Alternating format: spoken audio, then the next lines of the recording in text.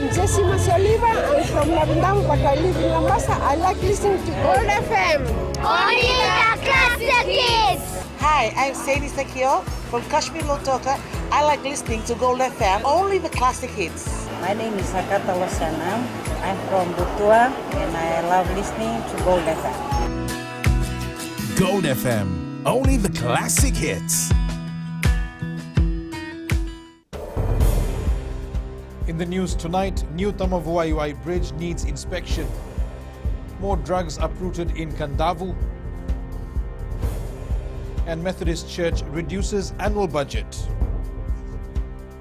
From the studios of FBC Suva, Edwin Nunn.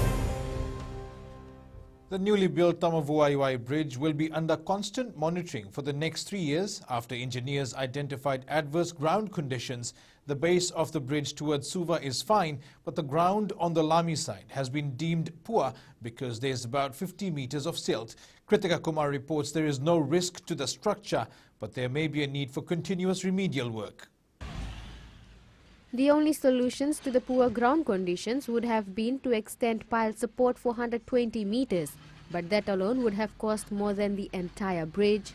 So when you look at the risk-reward and the cost-benefit analysis, it's better to not do that and then to have to maybe once every 3 months just to make sure the road level is brought back up to the correct level for a couple of years, because the cost of that is negligible compared to the extension of the piled foundations for concrete slabs for another 100-150 metres. This bridge is due for completion by the end of the month, but the FRA will keep an eye on this structure and fill in areas where there is ground loss over time. Mua adds, because there is too much silt, no permanent solution exists and the Lami end of the bridge will settle slowly, but there will be no catastrophic failure and the bridge will stay open. The bridge that's being built alongside the new Tamavuaiwai Bridge, that's due to start construction 2 years from now. So that will be in the location of the existing bridge. So when that contract is finalised, the existing bridge will be taken out.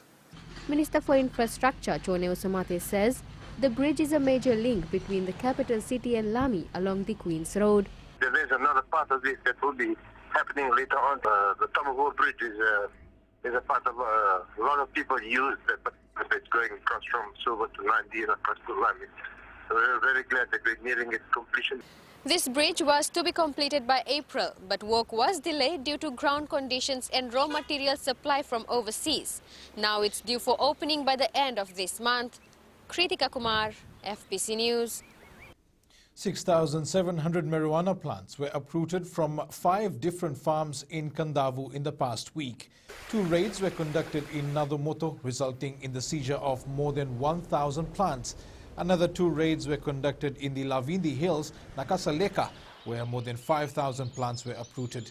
The last raid conducted at Tongoni Settlement, Nadeva, resulted in the seizure of close to 200 marijuana plants. The owners of the farms have yet to be identified. Police Chief of Operations ACP Abdul Khan says drone surveillance picked up irregularities with one of the farms and a team was deployed to search nearby areas. They found several pot plants with marijuana hidden nearby. There was also another farm that looked like crops had recently been uprooted, but after removing dead grass and branches from each mound, marijuana plants were discovered hidden underneath. ACP Khan says the Special Drug Operations team will remain in Kandahar for as long as required. The Fiji National Provident Fund will continue to process 66 applications approved for the 2019 First Home or Land Purchase Program. The fund had earlier announced that the scheme had ceased and will not be available anymore.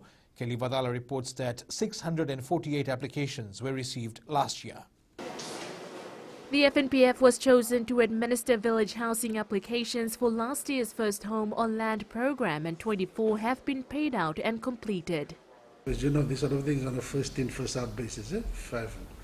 So when this scheme finished last year, we paid out about 24 applications, fully completed, and then the rest are in various stages. So we have a responsibility to finish the remaining, and that money is already held with us. We will finish the drawdowns for those 66 applications that we have.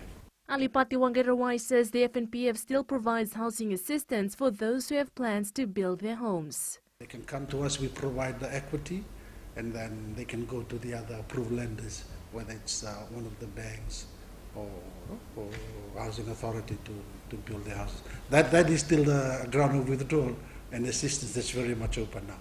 FNPF Chief Executive Chalchikoroy says they have not removed any withdrawal grounds. Housing, that assistance is also fully provided. We haven't taken away any withdrawal grounds at the moment. Meanwhile, members who wish to access grants for the First Home Buyers program in the new budget are to liaise with the Housing Ministry. Kelly Vadala, FBC News. The Methodist Church of Fiji has halved its $3 million budget. President Reverend Dr. Ipineri Vakandewa Vosa says as the pandemic continues to take its toll, the church wants to help reduce the burden on the congregation. Sanya Nimboila reports. The Methodist Church has decided to reduce its budget to $1.5 million. 50% cut. That is for the financial year that we are going through. 1st June to 31st May 2021. And the church members are asked to give what they can give in the light of the situation that we are going through. Reverend Dr. Vakandewa says they're also working with the government and the Ministry of Health on ways to ensure that the church maintains all COVID-19 restrictions in place. The government is continuing to advise us on how we can go through well in this pandemic time that we are going through. The restrictions and the advices from our medical people, and I think our community are coping well, are going well with how to go on during this very important time. It's a good decision, and all we have to do is love and help each other during this difficult time. This is a great help for us members. The Methodist Church has 59 divisions around the country, and members have been urged to give whatever they can as membership levy during these trying times. Sainia Nimboila, FBC News. Up ahead, police attacked with empty bottles and making a success of a barbecue business. That's after the break.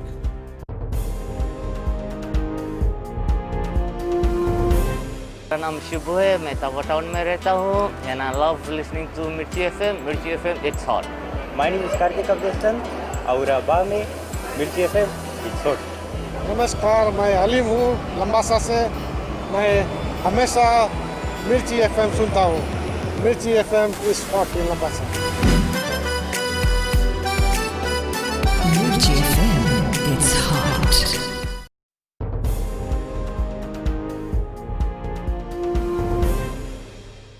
Welcome back. 3 men were arrested in Raiwai Suva this morning after they threatened and threw beer bottles at police officers. The officers were responding to a report of excessive noise from the area after a call at around 2 a.m. from Madam's Place in Raiwai. The 3 youths allegedly threw bottles at police officers who arrived at the scene, and backup had to be called with officers from other units deployed. The 3 were arrested and taken to the Rewanga police station. Police Chief of Operations ACP Abdul Khan is calling on the public to drink responsibly and stop attacks on police, as it can impact service delivery if an officer is injured or resources are damaged. This past week there have been a number of reports where police vehicles were damaged and officers assaulted, with the common factor being alcohol. ACP Khan says necessary resources and manpower will be deployed to apprehend those involved in such attacks. The government has invested over $17 million to build 10 crossings over the last 2 years, while commissioning the new low-level crossing projects in the Sabu-Sabu Nosori area. In Dra, Prime Minister Waringin Bainimarama highlighted that bridges, crossings and new roads are part of the government's national plan to build back safe. Bainimarama says these crossings are built from proven designs that can withstand the force of rising rivers for the safety of those that will use it. Bainimarama says these structures are vital to these villages and farmers in the surrounding countryside who sell produce at Raki and Suva markets, because they provide the only access to and from their farms and villages to the King's Road. No longer will you have to wait until the river recedes before you can move about freely. No longer will you have to decide whether you should run the terrible risk of driving through high and rushing water. These crossings are for you. And this one in particular serves the people of Nosori who have to live with the Wenibuka River. Barbecue and hot dog stands are a constant in the lives of Fijians, but perseverance has been the key to success for the Syria Grill and Barista. Established around 5 months ago, the family-owned business rose to popularity with its unique taste and ingredients. Manoa Reawa's story is one of grit and determination, a devil-may-care attitude that saw him take up this unconventional role when circumstances demanded it. Kritika Kumar with tonight's success story.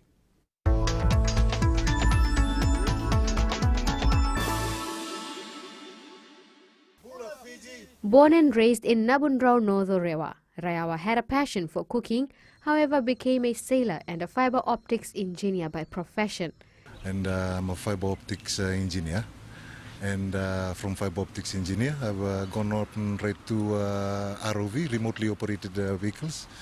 And ROVs are used for pipe laying, fiber cable laying on the seabed, and for pipeline inspections and stuff like that. And also an AUV engineer, autonomous underwater vehicles for surveys, looking for oil and undersea minerals and all that kind of stuff. Employed on contract by a Canadian company. And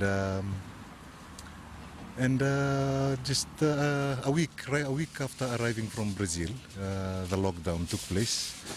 And we had to come up with something to try and keep the family's livelihood going all the time. Reawa's love for cooking became a necessity when his son, who had recently lost his job due to COVID-19, shared the idea of a street food business. The duo spent around $1,600 to get the taste and ingredients just right. Just practicing at home, feeding the village for free, just to see the reaction of the people, see what the taste does to them. It is only after that we almost use all of our startup money on the testing, just to make sure that when we come out here on the very first day, everything is up to that par, to that level of perfection. With an aim to break the trend of the usual Fijian barbecue, Reawa and his son deliver unique delicacies with their own variety of ingredients. Opening the Syria Grill and Barista has seen positive feedback for the father and son team. I got married at a very young age of 22, and maybe because of me being away all of the time, we both decided that we were to go our various ways, sadly. But one amazing thing has happened with Syria Grill. After 17 years of being separated, we have this deal with my ex-wife. She's helping us make the roti. She does some of the sauces that we have. Reawa believes that one is never too old to set goals or dream a new dream. But what's more important is taking steps towards making them a reality. We've got the Fijian people, and putting the price right and making it tasty enough, we're able to support ourselves in doing this. So for Fiji, just don't be afraid. Come out and be bold enough and endeavor into something. If you're dreaming it, it can happen. And I'd advise everybody, come out and let's help our nation. Let's build our nation. Let's make it into something successful, even with this lockdown going on and all of this happening. It can happen the way we want it. And like they used to say, the way the world should be. And that is our Fiji. Syria Grill and Barista intends to expand its small business around the country in years to come. Kritika Kumar, FBC News.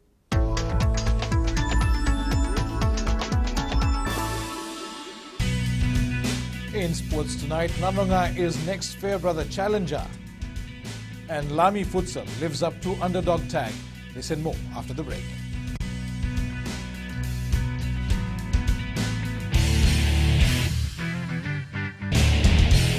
Sanglare, ay tako sa inyo na time, ang may na oro na alo may maduaan. May ito alahi na Radio Fiji 1, nando mo'y binti. Tambol Graka, narango sila sa takau, au katitu ko may batkola, au takataka tingay tabua, ondo may buli-buli tina singile ubango na makete, ondo talita ka na barong na Radio Fiji 1, nando mo'y binti. Wala binariki, Ayaw na ko kelera mai utam ton mai na corona lota mayangit mai mpa. Do tali tangin na to mai bitin to kan ni be yan yan.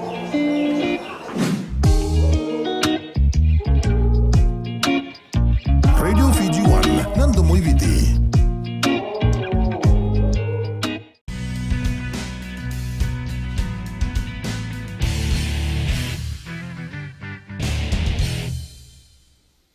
Welcome back. Leading sports tonight, former champions Nanronga will be the next Fairbrother Sullivan Trophy challengers after Namosi successfully defended its title against Lautoka yesterday. The next Fairbrother Challenge match will be on the 19th of next month because Namosi will be playing away games against Nandi, Suva and Tailevu in the next 3 weeks before hosting Nanronga. The Stallions lost the Fairbrother Trophy to Namosi at Lawanga Park 3 weeks ago after going down 8 points to 15. Namosi defeated Lautoka 15-9 yesterday, and team manager Emurim Bolakoso says they are aware their next Fairbrother opponent will be out for revenge. Nanronga is a well-known team. It's a holder for the Fairbrother for a long time. I think we'll when we go, we will do our preparation to suit the Nanronga team. Maduata has started its Vodafone Vanua Rugby Championship with a win. The side beat Mbua 6-5 in a close encounter at Subrail Park in Lambasa. Aquila Dama reports. Playing competitive rugby again after 4 months is quite challenging for both teams. However, despite going down, the Mbua coaching staff is proud of their achievement yesterday. Coming into the Vanua Championship, we came in as underdogs. We were really grateful for the achievement today. We managed to score 1 try, and the forwards and the back line really worked together. Today, indeed, we didn't make it a win, but we were happy about our achievement today. Mbua scored the lone try of the match, while Maduata converted 2 penalties. A win is a win, but for Maduata, more work will need to be done in the next few days before their next match. We'll just take the win. I think there's a lot of areas that we have to work on before the game against Walau next week. We didn't stick to our game plan in the first 20 minutes, and that almost cost us the game against Bua. Bua will take on the Kaunroven next week, and Maduata host Ovalau. Aquila Dama, FBC Sports. Flying Fijian centre Semi Randrandra has scored his first try for the Bristol Bears in the Gallagher Premiership yesterday. After an average performance in his debut last week, Randrandra inspired Bristol to a 33-24 bonus point win against Gloucester. The Pacific Tens Taxis and Tours Lamy side has lived up to its underdog tag heading into the Vodafone Futsal Inter-District Championship. The side made its first appearance in the tournament and made its way into the final, defeating the star-studded Extra Supermarket Rewa side 4-3 in penalty kickouts in the second semi-final. Manager and Vice President Kavnil Lal says the team came into the tournament with no form of support, and the players proved their worth match by match, qualifying for the final. When we entered the tournament, very low profile, low everything, you know, we're just managing from our pockets at that time, and then we got some funding from here and there. But really, nobody gave us a chance to coming into the IDC, and now here we are into the finals. And considering this is our first IDC, and we are into the finals.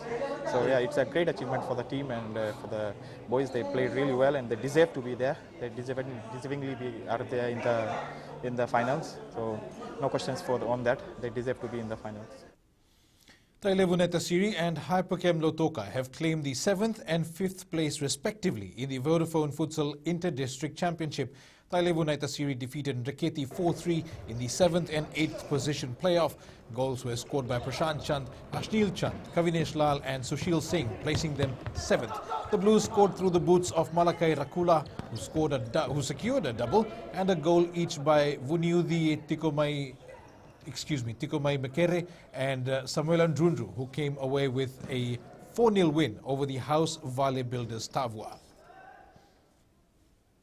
Suva Netball recorded a spike in the number of participating teams in the 2020 league competition. 79 teams from the 17 affiliated clubs registered to participate in the tournament, the highest recorded so far in the history of the competition. Association Secretary Domenico Tambuarua says this is a positive sign as they work towards the development goals of elevating the status of netball in Fiji. We faced a spike in the number of teams registering. I don't know what was the cause. Must be the COVID idleness. People want to come out. And in addition to that, there is no primary school and secondary school netball competition. So I think they are flocking to the Suva Netball Association to compete. In the NRL, South Sydney racked up the greatest halftime lead in 112 years of rugby league history to thrash Manly Sea Eagles 56-16 last night. This is also the biggest scoreline in round 15 compared to the Titans versus Raiders and West Tigers versus Roosters matches, which were also played last night.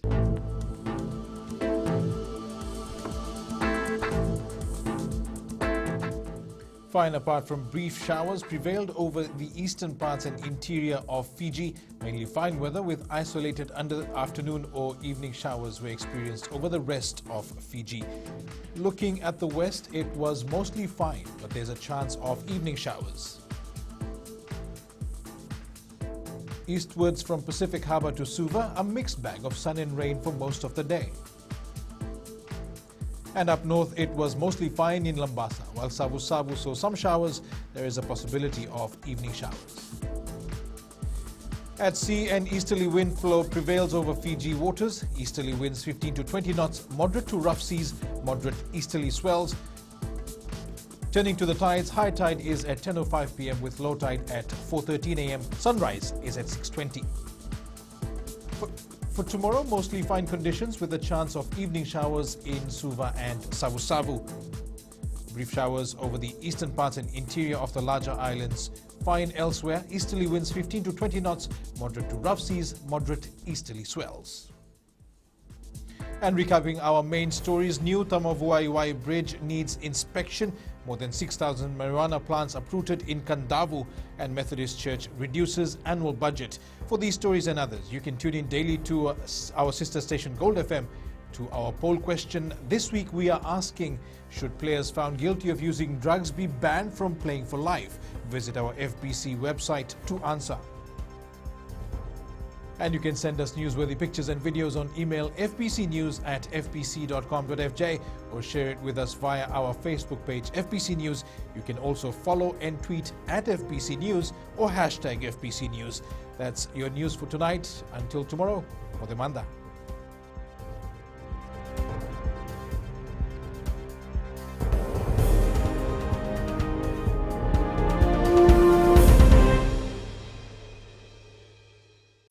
नाम ललेश नारायण है। हम radio PG 2 सुनता है, radio PG का इसके लड़का। जी हाँ, मैं ताबुआ शहर से बोल रहा हूँ। मेरा नाम शर्मा है। बिहार में रेडियो पीजी 2 हमेशा सुनता हूँ, जो रेडियो पीजी 2 देश का धड़कन। मेरा नाम चंद्रा है, मैं रकेती से बात करती हूँ। आपके राम राम। मुझे रेडियो पीजी 2 बहुत पसंद है।